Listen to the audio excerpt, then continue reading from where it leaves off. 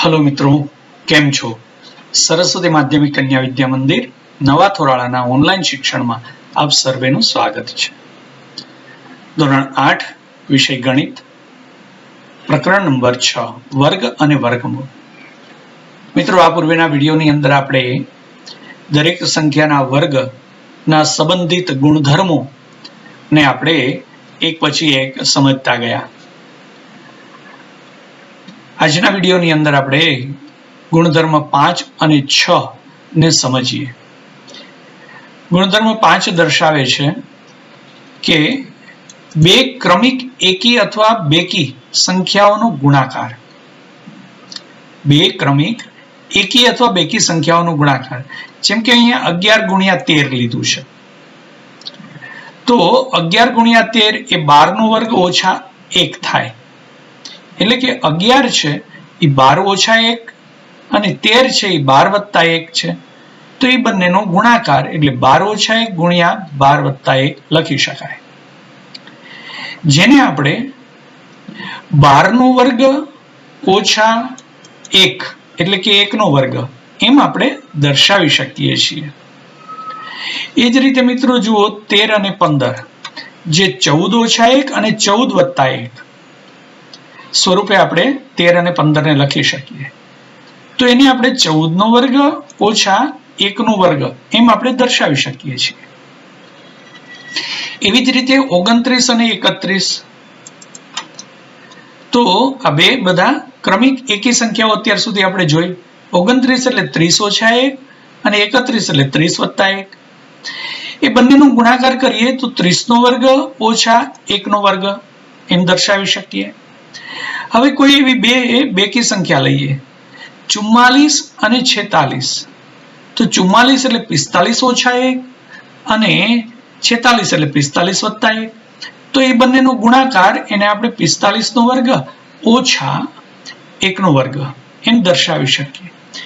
તો મિત્રો, વ્યાપક સ્વરૂપમાં જ્યારે આપણે આવી કોઈ પણ બે ક્રમિક એકી કે બેકી સંખ્યાઓના ગુણાકારની વાત કરતા હોઈએ, તો આપણે કોઈ એવી સંખ્યા એ માટે વાત કરીએ તો એ વત્તા 1 અને એ ઓછા 1 નો ગુણાકાર લઈએ તો એ નો વર્ગ અને 1 ના વર્ગના તફાવત જેટલો મળે। મિત્રો, આપણે આ વસ્તુને યાદ રાખજો મિત્રો, 9મા ધોરણની અંદર પણ આ બાબત આપણે સમજવાની આવશે। આ પૂર્ણ વર્ગના તફાવતના અવયવો છે, તો અહીંયા આપણે કહી શકીએ કે એ વર્ગ છે પૂર્ણ વર્ગ સંખ્યા છે, 1 પણ પૂર્ણ વર્ગ સંખ્યા છે અને વચ્ચે બાદબાકી છે એટલે તફાવત છે, એટલે બે પૂર્ણ વર્ગ સંખ્યાનો તફાવત છે। જે બે સંખ્યાઓ આપણે સરવાળો અને બાદબાકી લીધો, એ વત્તા 1 અને એ ઓછા 1, એનો ગુણાકાર એ તે બે સંખ્યાઓના વર્ગોના તફાવત જેટલો હોય। તો આ મિત્રો એક બહુ સરસ મજાનો ગુણધર્મ આપણે સમજ્યા કે બે ક્રમિક એકી કે બેકી સંખ્યાઓનો ગુણાકાર છે એ તે બંને સંખ્યાઓના વર્ગોના તફાવત જેટલો મળે। મિત્રો, હવે આપણે સમજીએ એક અન્ય તરાહની વાત, છઠ્ઠો ગુણધર્મ, પૂર્ણ વર્ગ સંખ્યાઓની એક એવી જ બીજી તરાહ જોઈએ। દાખલા તરીકે 1 અમુક ચોક્કસ પ્રકારની પેટર્ન ચોક્કસ સંખ્યાઓ માટે છે, 1 નો વર્ગ તો આપણને 1 મળે છે, 2 1 લઈએ એટલે કે 11, તો 11 નો વર્ગ તો એ આપણને મળે છે। અહીંયા 2 એકડા છે એટલે 1 અને 2 એમ લખાશે, પછી પાછો 1 આવશે। 3 એકડા છે તો 1 2 3 લખાશે, પછી પાછા ઉતરતા ક્રમમાં 3 2 1। એ જ રીતે 4 એકડા છે તો 1 2 3 4, પછી 4 3 2 1। તો આ રીતે 5 એકડા છે તો 1 થી 5 અને પછી પાછા 5 થી 4 3 2 1 એમ ઉતરતા ક્રમમાં લખી શકાય। તો આ તરાહનું અવલોકન કરો મિત્રો। એ જ રીતે એક બીજી તરાહને જુઓ, 7 નો વર્ગ બરાબર 49, એ જ રીતે 67 નો વર્ગ તો આપણને મળે છે 4489, એટલે 2 ચોગડા।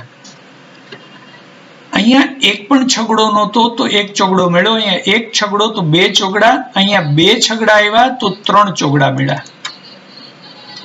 એ રીતે અહીંયા 3 છગડા આવ્યા તો 4 ચોગડા મળ્યા, અને જેટલા ચોગડા મળે એનાથી 1 ઓછા 8 મળે, અને છેલ્લે 9 લખવાના. તો મિત્રો બરોબર જોતા જાઓ, અહીંયા 4 છગડા છે તો આપણને અહીંયા 5 ચોગડા મળ્યા, 4 આઠડા મળ્યા અને 1 9 મળ્યો. તો આ રીતે આ એક બહુ સરસ મજાની તરાહ છે. તો હવે આપણને આ તરાહને સમજીએ. આગળના ધોરણમાં જ્યારે જઈને આ સમજીશું કે આવું કેમ બને છે, તો એ બહુ રસપ્રદ ઘટના હશે. અને આવા પ્રશ્નોથી મિત્રો આપણી વિચારવાની શક્તિ છે એનો ખૂબ વિસ્તાર, સરસ મજાનો વિસ્તાર થાય છે. તો આવી બધી તરાહોને સમજવું આગળના ધોરણની અંદર આપણે સમજવાનો એને પ્રયત્ન કરીશું. અહીંયા આપણે પ્રયત્ન કરીએ કે નીચેની સંખ્યા માટે ઉપર દર્શાવેલ તરાહ મુજબ વર્ગ કરો. તો મિત્રો આપણે જોઈએ કે એનો વર્ગ કેટલો થાય છે. તો સૌથી પહેલા આપણે લઈએ 3 છગડાનો વર્ગ. તો 3 છગડાનો વર્ગ છે એ શું થશે, અહીંયા આપણે દર્શાવીએ. તો 3 છગડાનો વર્ગ એટલે છગડા, સોરી મિત્રો, 6 એકડા છે. તો 1 છે એ 6 વાર છે. તો એનો અર્થ એ થયો કે આપણે એનો વર્ગ કરીએ તો 1 2 3 4 5 ને 6 તો લખવાના, પછી એને ઉતરતા ક્રમમાં લખવાના 5 4 3 2 1. તો એનો વર્ગ થઈ જશે 1 2 3 4 5 6 5 4 3 2 1. એ જ રીતે 7 એકડા હોય એનો વર્ગ કરવો હોય તો 1 2 3 4 5 6 ને 7, પછી એને ઉતરતા ક્રમમાં લખીએ તો 7 પછી 6 5 4 3 2 ને 1. આ રીતે લખી શકાય મિત્રો. છે ને બહુ સરસ મજાની તરાહ. તો આવી અમુક ચોક્કસ પેટર્નોને આપણે બહુ સરળતાથી એનો વર્ગ ગમે એવડી મોટી સંખ્યા માટે લખી શકીએ છીએ. હવે નીચે જુઓ, પ્રયત્ન કરો નો બીજું કોષ્ટક. શું તમે બાજુની તરાહની મદદથી આપેલી સંખ્યાઓનો વર્ગ શોધી શકશો? અહીંયા પેલી સંખ્યા જોઈએ મિત્રો. તો છગડા કેટલા છે? 6 છગડા છે. તો આપણે એની તરાહ છે એ બાજુમાં આપેલી છે એના આધારે સમજીએ. જેટલા છગડા હોય એના કરતા 1 ચોગડો વધારે લખવાનો. તો અહીંયા આપણે 7 ચોગડા લખીશું, અને જેટલા છગડા છે એટલા આઠડા લખીશું. 1 2 3 4 5 ને 6, અને પછી 9 લખી દઈશું. આ થઈ ગયો 66 66 66 અને 7, એ આખી સંખ્યાનો વર્ગ. એ જ રીતે મિત્રો બીજી સંખ્યાનો વર્ગ જોઈએ. તો બીજી સંખ્યાનો વર્ગ શું થશે? એમાં 6 કેટલી વખત છે મિત્રો? 7 વખત. તો અહીંયા 1 2 3 4 5 6 7 ને 8 વખત 4 આવશે, અને 7 વખત 8 આવશે. 2 3 4 5 6 ને 7 વખત, અને છેલ્લે 9 આવી જશે. જોયું ને મિત્રો કેવું સરળ છે. તો આવી સરસ મજાની તરાહોને પણ આપણે ઓળખીએ અને એને યાદ રાખીએ. આટલી બાબતો, આટલા ગુણધર્મો આપણે વર્ગ સંખ્યાઓ વિશેના ભણી ગયા. એના ઉપરથી સ્વાધ્યાય 6.1 અને એના દાખલાઓ ને આપણે ઉકેલવાનો પ્રયત્ન કરીએ. મિત્રો દરેક બાબતોનું એક વખત વ્યવસ્થિત પુનરાવર્તન કરી લેજો, જેથી આપણે સ્વાધ્યાયના દાખલાઓને બહુ સરળતાથી ઉકેલી શકીએ. તો જોઈએ મિત્રો સ્વાધ્યાય 6.1 દાખલો પહેલો. નીચે આપેલી સંખ્યાઓના વર્ગ કરવાથી એકમનો અંક શું મળશે? પહેલો પેટા પ્રશ્ન જોઈએ. 81. તો મિત્રો અહીંયા એકમનો અંક 1 છે, તો આનો વર્ગ કરીએ 81નો વર્ગ, તો એમાં જે સંખ્યા મળે એમાં એકમનો અંક 1 જ મળશે.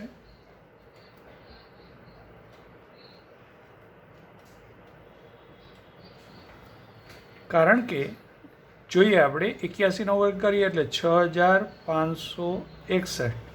તો અહીંયા એકમનો અંક 1 જ મળે છે. તો આ રીતે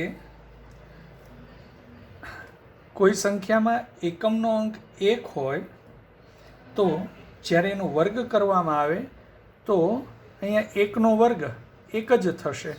એટલે કે આપણે એમ કહી શકીએ કે એકમનો અંક 1 છે એટલે 81નો વર્ગ કરીએ તો આપણે આમ પણ લખી શકીએ કે અહીંયા એકમનો અંક 1 હોવાથી 1નો વર્ગ બરાબર 1 ગુણ્યા 1 બરાબર એકમનો અંક 1 થશે.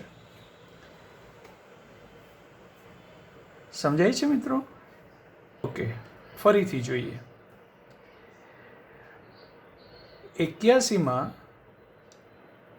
એકમનો અંક શું છે? 1 છે. તો હવે જ્યારે 81નો આપણે વર્ગ કરીએ તો એકમની સંખ્યાનો વર્ગ થશે. તો એકમની સંખ્યાનો વર્ગ કરીએ તો 1 ગુણ્યા 1 1 જ થશે. એટલે અથવા તો કોષ્ટક 1 આપણું યાદ કરો કે જેમાં એકમનો અંક 1 અથવા 9 હોય એ સંખ્યાની વર્ગ સંખ્યા 81નો વર્ગ એટલે આ વર્ગ સંખ્યા થાય. એમાં પણ એકમનો અંક 1 થશે. સમજાય છે? કારણ કે 81નો વર્ગ એટલે 80 વત્તા 1નો વર્ગ. તો 1નો વર્ગ એકમ સંખ્યા 1 થશે. અથવા તો અહીંયા આપણે જોયું મિત્રો 81નો વર્ગ છે એ 6561 છે. તો એકમનો અંક 81માં 1 છે માટે એ સંખ્યાની આ વર્ગ સંખ્યા મળી. તો એ વર્ગ સંખ્યામાં પણ એકમનો અંક 1 મળશે. તો મિત્રો એ કોષ્ટક 1ની બાબતો જે આપણે નિયમો સ્વરૂપે જોઈ ગયા છીએ એને યાદ કરવાની. 272. તો મિત્રો આમાં આપણે કહી શકશું કે આમાં એકમનો અંક 2 છે માટે એનો વર્ગ કરીએ તો 272 એનો વર્ગ કરીએ તો એમાં એકમનો અંક 4 મળે છે. કારણ કે આપણે જાણીએ છીએ જેમાં એકમનો અંક 2 અને 8 હોય એવી સંખ્યાનો વર્ગ કરીએ તો એમાં એકમનો અંક 4 મળે. એ જ રીતે મિત્રો ત્રીજો પેટા પ્રશ્ન સમજીએ. આપણે કોષ્ટક 1ના નિયમોને જ ધ્યાનમાં રાખીએ છીએ. તો જુઓ 799. તો 799માં એકમનો અંક 9 છે.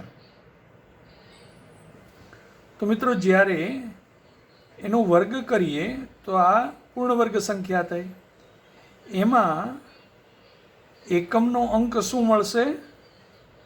વેરી ગુડ, એકમનો અંક 1 મળે છે. કારણ કે જે સંખ્યામાં એકમનો અંક 1 કે 9 હોય એ સંખ્યાની પૂર્ણ વર્ગ સંખ્યામાં પણ એકમનો અંક 1 જ મળે છે. સરસ. આ જ રીતે પેટા પ્રશ્ન નંબર 4 ને સમજો. 3853. મિત્રો આમાં એકમનો અંક શું છે? તો એકમનો અંક છે એ 3 છે. માટે જ્યારે આનો વર્ગ કરીએ 3853નો વર્ગ તો આ પૂર્ણ વર્ગ સંખ્યા મળશે. એમાં એકમનો અંક શું થઈ જશે? તો જે સંખ્યામાં એકમનો અંક 3 કે 7 હોય એની પૂર્ણ વર્ગ સંખ્યામાં એકમનો અંક કેટલો થશે મિત્રો? યાદ કરો. Yes, very good. એ 9 મળે છે મિત્રો. એકમનો અંક 9 મળે. કારણ કે આપણે આમ પણ જોઈ શકાય કે અહીંયા જેમ એકમનો અંક 2 છે તો 2નો વર્ગ કરો તો એકમનો અંક 4 મળે. એમ અહીંયા 9 છે તો 9નો વર્ગ કરો તો 81, તો એમાં એકમનો અંક 1 મળે. એમ અહીંયા એકમનો અંક 3 છે તો 3નો વર્ગ કરો તો એકમનો અંક 9 મળે. આવી રીતે પણ તમે વિચારી શકો. હવે જોઈએ 5મો પેટા પ્રશ્ન. તો 5મો પેટા પ્રશ્ન છે 1, 2, 3, 4. તો મિત્રો આમાં એકમનો અંક 4 છે તો એની વર્ગ સંખ્યા કરીએ તો એની વર્ગ સંખ્યામાં એકમનો અંક શું મળે? વેરી ગુડ, 6 મળે. આપણને યાદ આવી ગયું, 4 અને 6 જ્યારે એકમનો અંક હોય ત્યારે એની પૂર્ણ વર્ગ સંખ્યામાં એકમનો અંક 6 થાય. અહીંયા આપણે સમજવું હોય તો આમ પણ કહી શકીએ 4નો વર્ગ એટલે 16, તો એકમનો અંક 6 મળે. તો એ જ રીતે 6થો પેટા પ્રશ્ન સમજીએ. 26,387. તો આમાં મિત્રો એકમનો અંક શું છે? વેરી ગુડ, 7 છે. તો હવે એની વર્ગ સંખ્યા છે એમાં એકમનો અંક શું થઈ જશે? જ્યારે કોઈ સંખ્યામાં એકમનો અંક 7 હોય ત્યારે એની પૂર્ણ વર્ગ સંખ્યામાં એકમનો અંક કેટલો થશે? વેરી ગુડ, 9 થાય. અહીંયા આપણે આ રીતે સમજીએ તો 7નો વર્ગ એટલે 49, તો એમાં એકમનો અંક 9 મળશે મિત્રો. તો બધા નિયમોને ધ્યાનમાં રાખો મિત્રો. હવે એ જ રીતે 7મો પેટા પ્રશ્ન જોઈએ. 52,698. એમાં એકમનો અંક શું છે? 8. સરસ. તો હવે જ્યારે એની વર્ગ સંખ્યા કરીએ તો એમાં એકમનો અંક શું થઈ જશે? જ્યારે એકમનો અંક 8 હોય તો એની વર્ગ સંખ્યામાં એકમનો અંક શું થઈ જાય? વેરી ગુડ, 4 થઈ જાય. આપણે એને આ રીતે સમજીએ તો 8નો વર્ગ એટલે 64, તો એમાં એકમનો અંક 4 થઈ જાય. યાદ કરો મિત્રો, 2 અને 8 જ્યારે એકમનો અંક હોય ત્યારે એની વર્ગ સંખ્યામાં એકમનો અંક 4 થઈ જાય. સરસ. આ બધા નિયમોને યાદ રાખશો મિત્રો, એટલું તમને ગણતરી કરવામાં સરળતા પડશે. 8મો પેટા પ્રશ્ન જોઈએ. 99,880. તો મિત્રો આમાં એકમનો અંક શું છે? વેરી ગુડ, 0 છે. તો હવે એની વર્ગ સંખ્યા લઈએ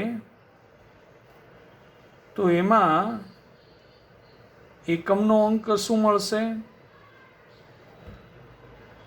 યસ, વેરી ગુડ, 0 હોય તો એની વર્ગ સંખ્યામાં પણ એકમનો અંક 0 જ મળે છે. અલબત્ત અહીંયા 1 0 છે તો એની વર્ગ સંખ્યામાં 2 0 મળશે, એટલે આપણે કહી શકીએ કે એનો એકમનો અંક 0 જ મળે છે. તો મિત્રો આ રીતે તમે પેટા પ્રશ્ન નંબર 9 અને 10 એ તમારી જાતે પ્રયત્ન કરજો અને એકમનો અંક શું છે એ ચકાસજો. હવે આપણે જોઈએ છીએ દાખલા નંબર 2. હવે જોઈએ મિત્રો સ્વાધ્યાય 6.1નો બીજો દાખલો. નીચેની સંખ્યાઓ માટે સ્પષ્ટ છે કે તે પૂર્ણ વર્ગ સંખ્યાઓ નથી, કારણ સહિત જણાવો. પહેલો પેટા પ્રશ્ન આપણને આપેલું છે 1057. તો મિત્રો આ સંખ્યા છે એ સ્પષ્ટ છે કે પૂર્ણ વર્ગ સંખ્યા નથી. શા માટે નથી? તો આપણે જાણીએ છીએ કે એક નોંધ છે એને યાદ કરી દઈએ. કોઈ પૂર્ણ વર્ગ સંખ્યામાં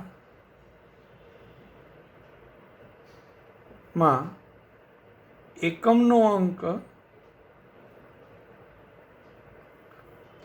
0, 1, 4, 5, 6 કે 9 પૈકીનો હોય છે. એકમનો અંક છે એ આ 6 સંખ્યા પૈકીનો કોઈ પણ એક હોય તો એ પૂર્ણ વર્ગ સંખ્યા હોઈ શકે, હોય જ એવું નથી. અને જ્યારે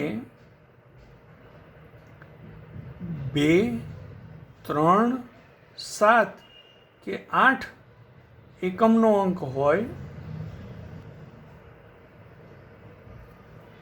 ત્યારે તે સંખ્યા પૂર્ણ વર્ગ ન હોય.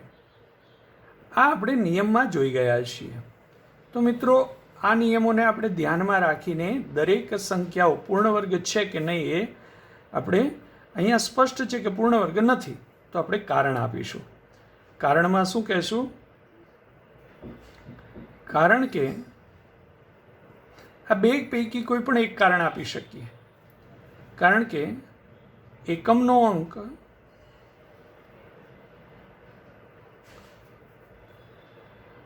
7 છે માટે તે પૂર્ણ વર્ગ સંખ્યા નથી. કારણ કે પૂર્ણ વર્ગ સંખ્યા માટે એકમનો અંક 0, 1, 4, 5, 6 કે 9 પૈકીનો એક હોવો જોઈએ. એ જ રીતે મિત્રો 23,453 આમાં પણ એકમનો અંક 3 છે. કારણ આપીએ તો કારણ કે એકમનો અંક 0, 1, 4, 5, 6, 9 પૈકીનો નથી અથવા તો 2, 3, 7, 8 પૈકીનો 3 છે. માટે તે સંખ્યા પૂર્ણ વર્ગ નથી. કારણ કે જેનો એકમનો અંક 2, 3, 7, 8 હોય એ સંખ્યા તો પૂર્ણ વર્ગ થવાની જ નથી. તો એના માટે આ અથવા આ નોંધ એ કારણભૂત દર્શાવી શકાય. ત્રીજામાં 7, 9, 2, 8 મિત્રો અહીંયા એકમનો અંક 8 છે. એકમનો અંક 8 હોવાથી તે સંખ્યા પૂર્ણ વર્ગ નથી.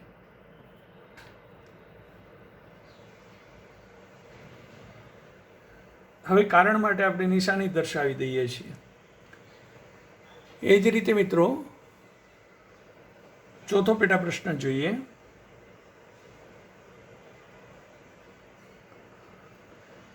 તો અહીંયા પણ કારણ કે એકમનો અંક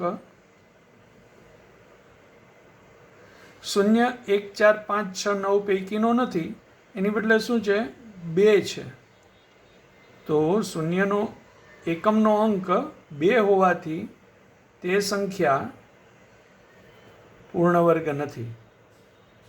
કારણ કે જેનો એકમનો અંક 2, 3, 7 કે 8 હોય એ સંખ્યા પૂર્ણ વર્ગ નથી મિત્રો. હવે આપણે પાંચમો પેટા પ્રશ્ન જોઈએ. તો મિત્રો અહીંયા તો એકમનો અંક 0 છે, તેમ છતાં આ સંખ્યા શા માટે પૂર્ણ વર્ગ નથી? તો આપણે કહી શકીએ કારણ કે એકમનો અંક શૂન્ય છે, પરંતુ શૂન્યની સંખ્યા એકી છે.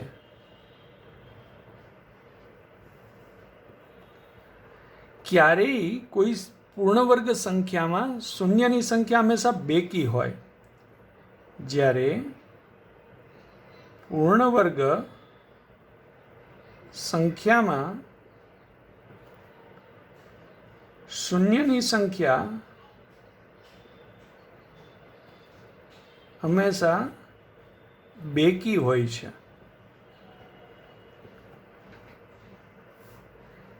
કાં તો 2 હોય, કાં 4 હોય, 6 હોય, એ રીતે બેકી સંખ્યા હોઈ શકે, ક્યારેય એકી સંખ્યા ન હોય. અહીંયા એકમનો અંક શૂન્ય છે, પરંતુ શૂન્યની સંખ્યા એકી છે. પૂર્ણવર્ગ સંખ્યામાં ક્યારેય એકી સંખ્યામાં શૂન્ય હોઈ શકે નહીં, માટે આપેલ સંખ્યા છે એ પૂર્ણવર્ગ નથી.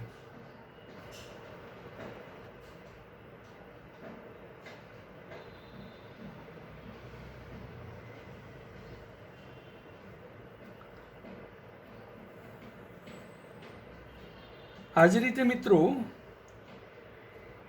7મો પેટા પ્રશ્ન જોઈ લઈએ, જેમાં આપેલું છે, છઠ્ઠો બાકી રાખીએ છીએ, 7મો જોઈએ. તો અહીંયા પણ એકમનો અંક શૂન્ય છે, તેમ છતાં આ પૂર્ણવર્ગ સંખ્યા નથી, કારણ કે શૂન્યની સંખ્યા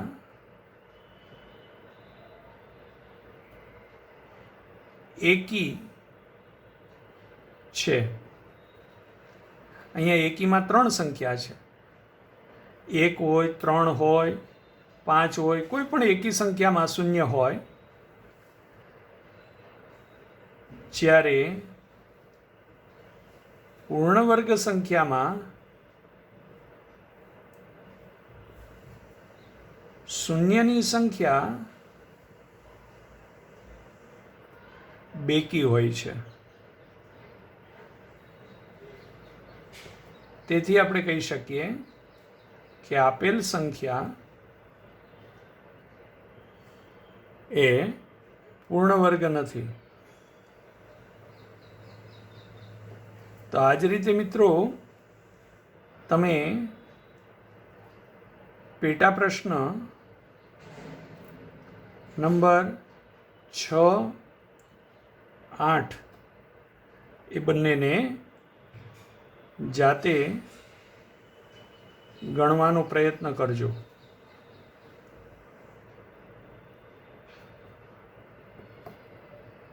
અને એ શા માટે પૂર્ણવર્ગ નથી એનું કારણને ચકાસજો. તો આપણે અહીંયા મિત્રો સ્વાધ્યાય 6.1ના દાખલા નંબર 1 અને 2 જોઈ ગયા. મિત્રો વ્યવસ્થિત રીતે પુનરાવર્તન કરજો, એટલે દરેક દાખલાઓનું સ્પષ્ટીકરણ છે એ તમને થઈ જાય. અને બધા નિયમોને યાદ રાખજો મિત્રો, જેથી દાખલાઓ ગણવામાં ઘણી બધી સરળતા રહે. પુનરાવર્તન કરતા રહેજો મિત્રો. સ્વસ્થ રહેજો. આવજો.